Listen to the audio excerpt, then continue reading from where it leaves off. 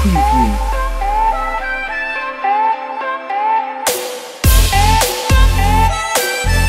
Copacabana, Wanasara, Copacabana. And then you get into the combi and there's only one guy. Hi guys, it's Rufaro here, back again with the podcast. I'm joined by Edwin, the guys in the videos. Alright, bro. And we've got a special guest. Okay, I'm not special. I'm just new here, Lisa. Yeah, so today we're going to be talking about transportation in Harare. So to kick it off, there's this big question. Is there anything wrong with our transportation? Other than, the conductors lying to us saying Wanasara and yet the combi is like empty. What problems do you see in the transportation industry in Harare or Zimbabwe in general?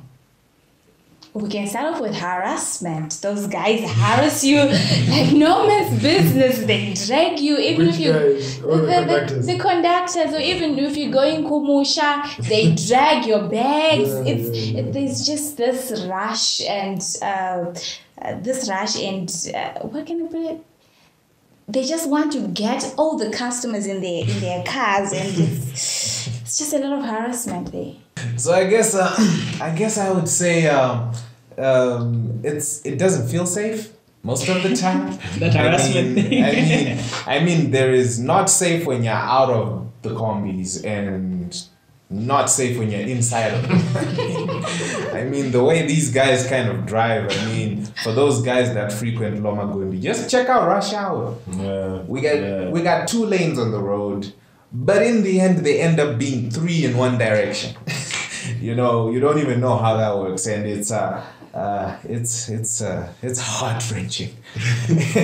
You're dangerous. And well, it's a very, very congested feel to the city. Like there's just too much things going on with these combis. They're everywhere. They're in one-way streets moving in the wrong direction. They are standing in the middle of a no park zone. It's just inconvenient, it's hectic, it doesn't feel safe. I think that those are the big ones. I agree with Ed and Lisa, of course. Congestion is just crazy. I think there's too many cars now because it didn't used to be this bad, especially in terms of like early mornings and after work hours. It's crazy. But another thing, I guess, is the roads themselves, man. The state of the roads is, the constant navigation, the mazes, the potholes, and it's just a lot. So I think the roads are terrible, and there's too many cars and not enough roads, I guess, at this point. Okay. Before we go further, just one other thing. The pricing, when it's peak hour, the conductors, the mshikashikas, they choose or decide to just... They provide a convenient price based on demand. What is that? They're being businessmen. Guys gotta eat. So you mentioned one really major thing, that if you've been in Harare, you've probably encountered this, congestion, traffic, during peak hours. Like you could take over an hour or even more to get out of the city center.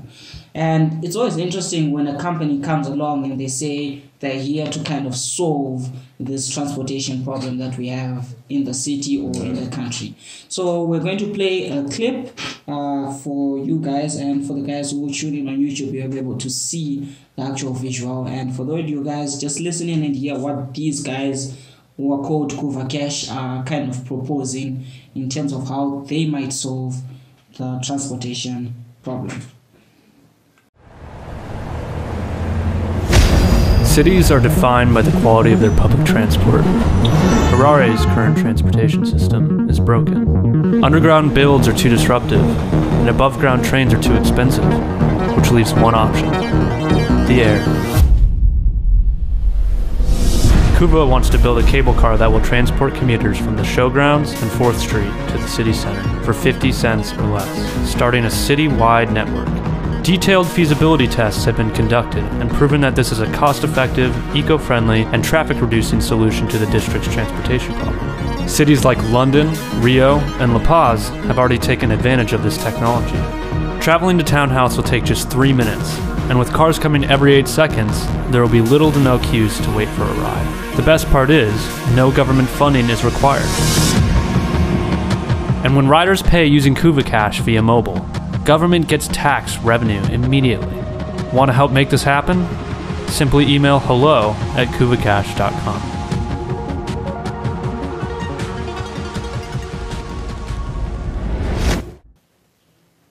Okay, quite interesting, eh? And so if they mention specific things, they mention making it eco-friendly, they mention reducing traffic and convenience, things like that, right? Yeah. And this transportation problem isn't the first. So we're going to just kind of go through their whole proposition and see whether we think it makes sense, for us in Zimbabwe and Harare, and whether it will actually come, as they are saying it's been done in other countries. So Elon Musk is one of those guys who's trying to tackle this traffic problem. So at the start of the clip, they say going underground is too disruptive. And that's what kind of Elon Musk is trying to propose in America. He's trying to build tunnels underground where you have your car, it goes down this tunnel, and then you kind of bypass all this traffic and you're moving at a much faster speed. But in Zimbabwe, chances are it's not going to happen that way. And then the other option would be to build trains on top. And then the problem with that, again, is that trains are expensive to construct the railroads. So they are saying the only option we're left with is the air. Take it to the skies, brother. Interestingly, if they do make sure that there's no trains, they're really hurting some guy politically, but we're not going to go there. One thing I found interesting, sorry to just break you off before you fully expressed yourself, is in the video they talked about London, La Paz, Rio. When I think they could have brought it closer to home.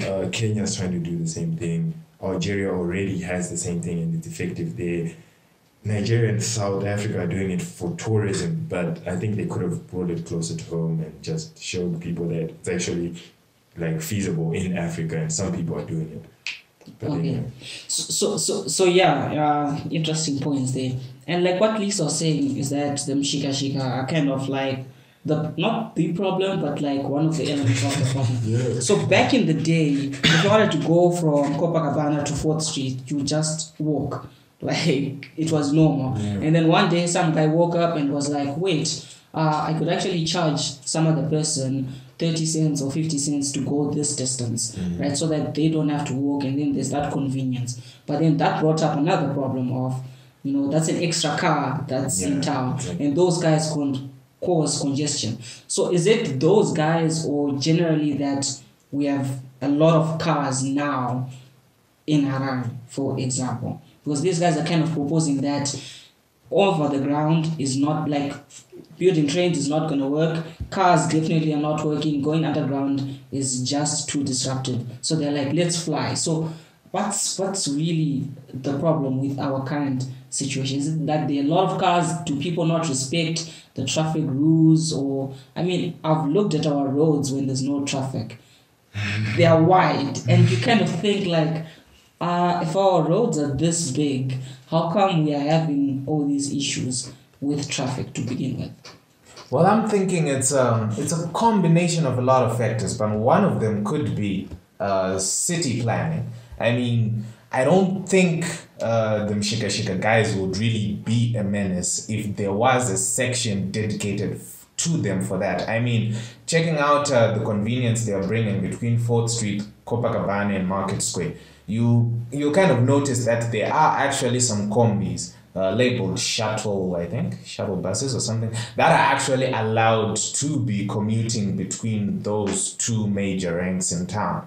And it's something that is not really illegal. It is legal. The council is accepting that, but there is no proper planning for those people to be doing what they're supposed to be doing. And in the end, they end up mixing with normal traffic. It becomes congested and stuff. A while back, you visited South Africa. You went to AfricaCom, and that's my story to tell. I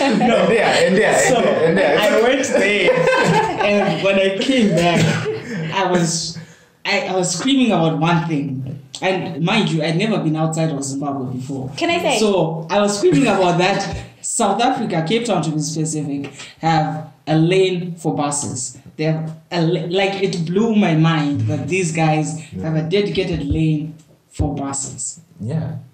And does it help with the traffic? It does. Things just seemed to flow. But then again, I was there for a short time.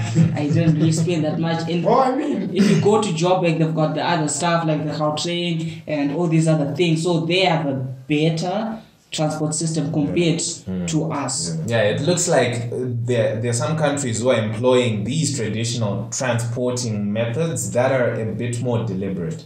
And the more deliberate they are in developing these systems, the more efficient and pleasing they will be, I guess. So, for example, these guys come through with this sky line thing. This cable car.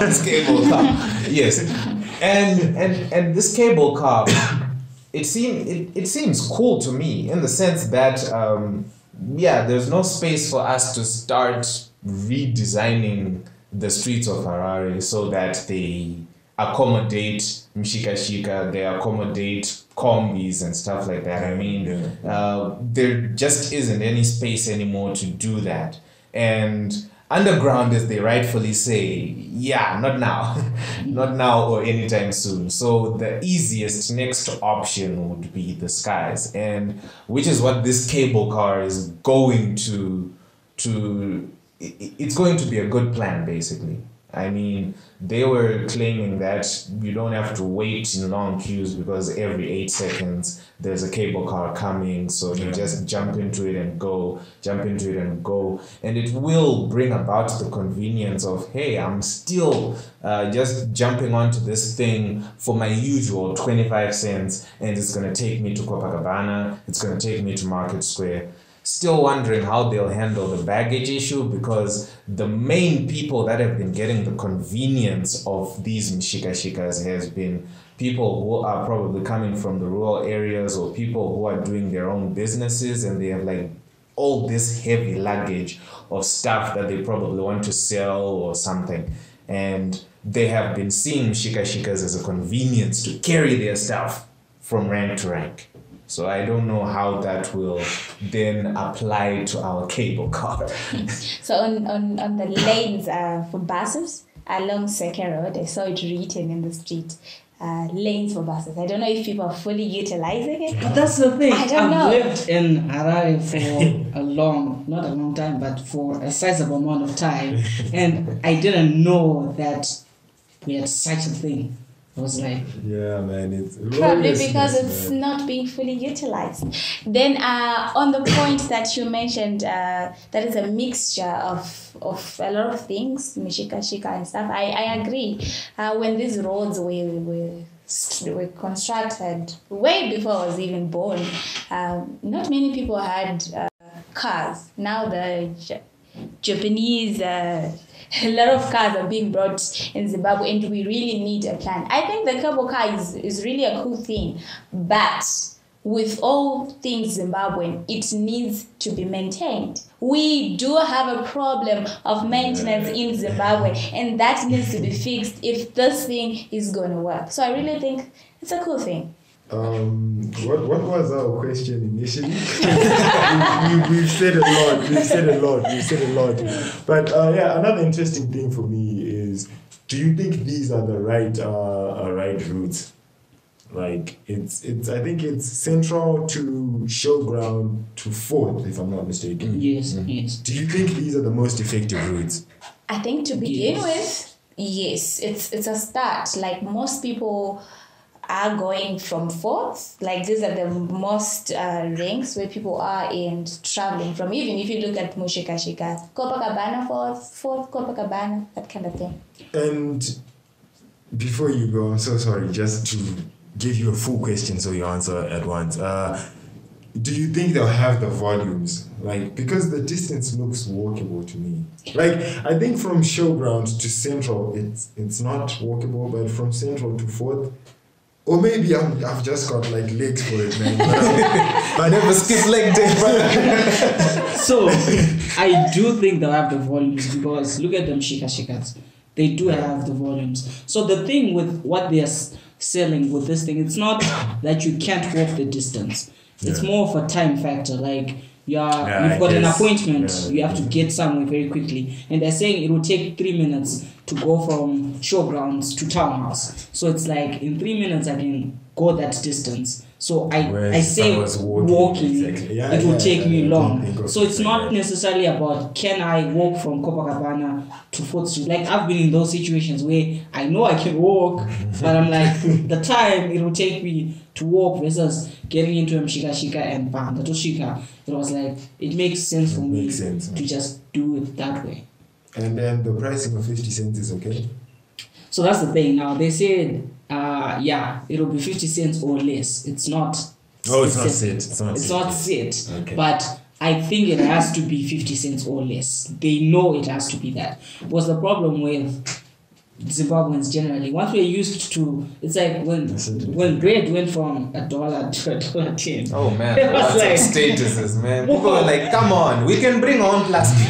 We can catch it by ourselves just because of 10 cents. Then there's the thing that clips on the plastic. They like remove it. that damn thing because Just tie it, it's fine. Oh, 10 cents is a lot, man. I So agree it's with all bad. those people. Like if you're used to a certain price, 50 cents or 30 cents to go from Copacabana to 4th Street, and then you're told that now you're paying 60 cents, 80 cents, it's like, wow, no.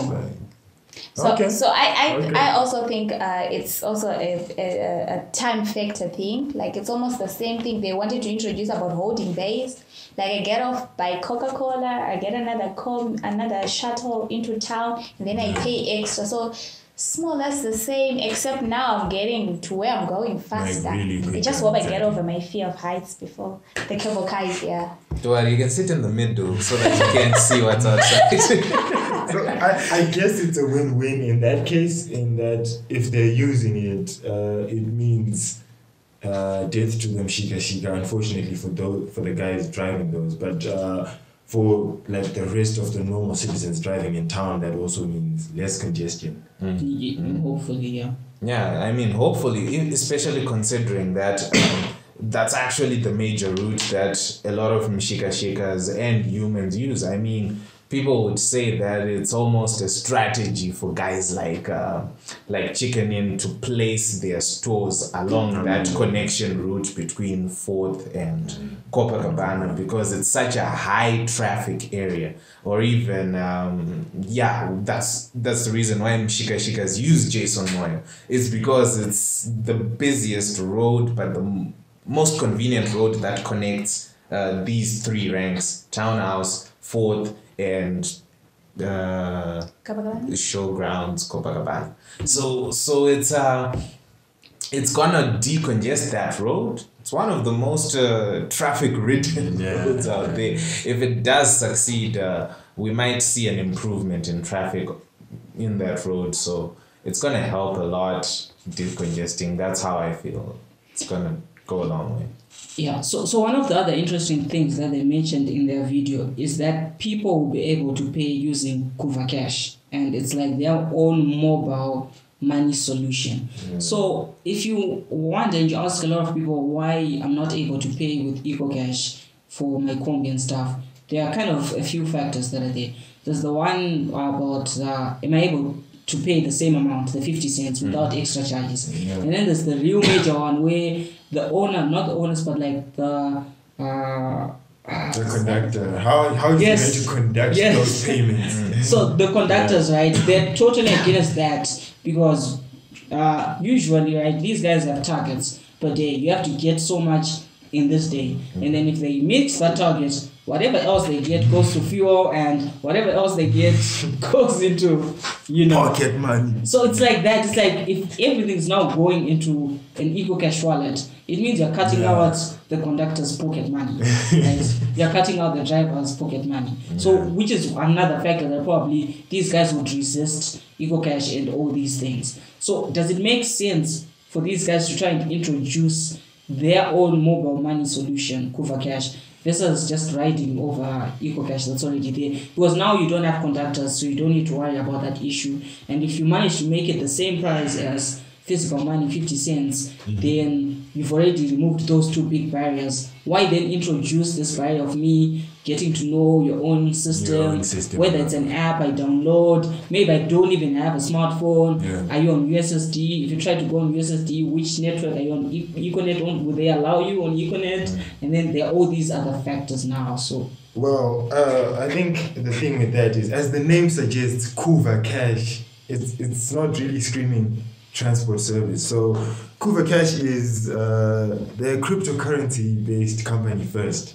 So why not, for them I think the thinking is, we're giving you this amazing service, we're going to use it as an incentive to drive their big thing, which is the crypto wallet they offer.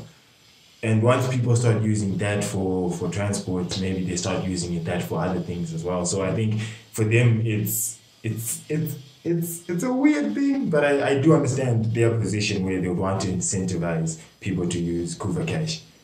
But I'm not sure if it will take off.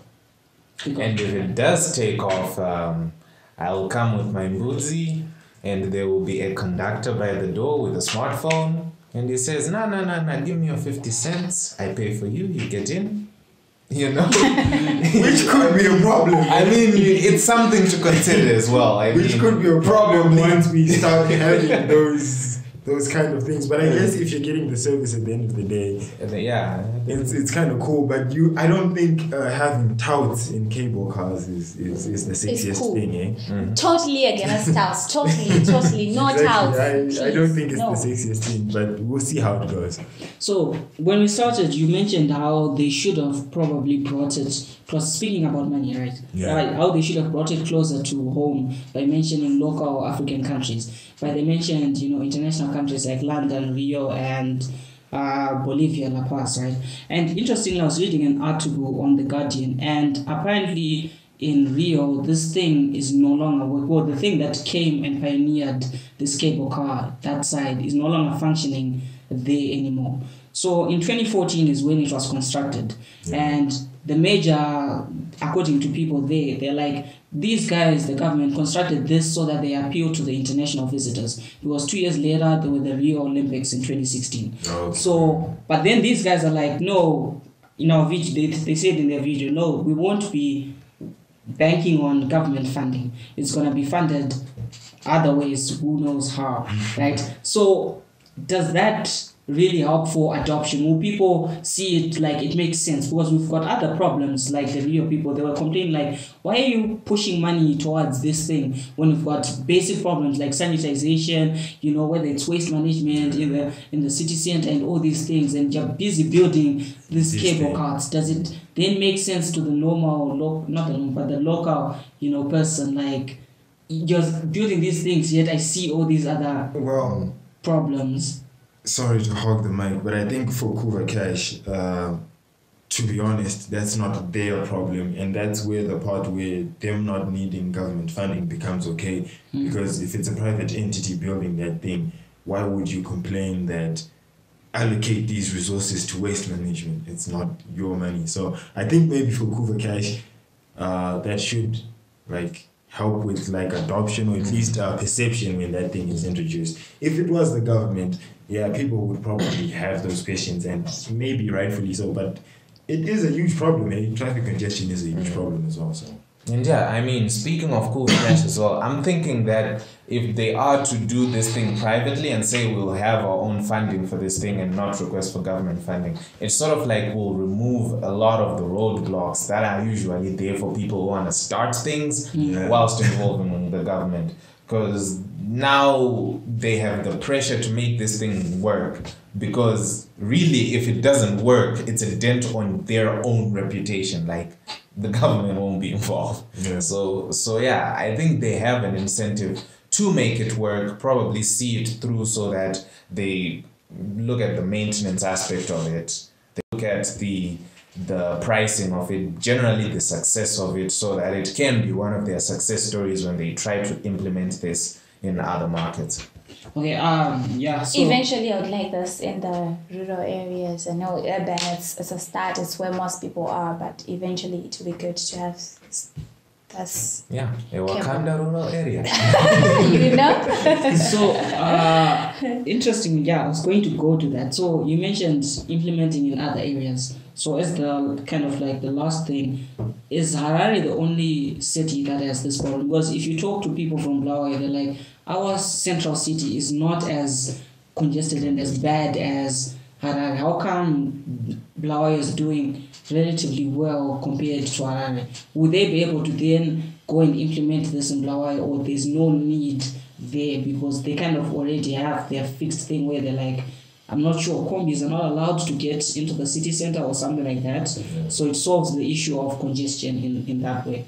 Well, that's the thing is, maybe looking at it from a financial perspective, why would they be going to a place where they're not solving a problem, where you're anticipating a problem that might never be, and then developing infrastructure for that? It might be a bit hasty on their part if they're doing that, because it seems Harare is where everyone is. But also, who knows, like how like cities are going to grow and that kind of thing. But I think it's one of those things where if they plant their roots in Harare and that's successful, and then other cities grow and face the same problems, they'll probably have the capacity to go there, and they'll probably have an advantage in terms of getting approval, because they've already worked with the government in terms of getting approval locally in Harare. So wouldn't advise on like jumping the gun and just building these everywhere right now, but I think in future there could be scope for that. Yeah. And I'm sure the tourism, tourism and hospitality sector can use something like that. It's a two birds one stone thing where you're killing traffic, but I also think it might be a good thing for tourism, even like in Harare. Okay, so Ed, you excited for this thing? Oh yeah, I'm excited. I mean, I love tech. All right. I'm quite excited. I know someone who's definitely going to be excited by this, the vendors, because no one is going to be stepping on their tomatoes, or at least less people are going to be stepping on their tomatoes now, so kudos to them. Lisa? Let's get I just want to get over my fear of heights. Let's do this. Yeah. Me, if it makes my life easier and more efficient, hey, bring it on. So this has been it, guys and girls. I'm Rufaro, as always. We'll catch you on the next podcast. I'm Edwin. I'll catch you in the videos. I'm Fry. I'll catch you on the blog. The visitor, Lisa. Where will we You catch them, where?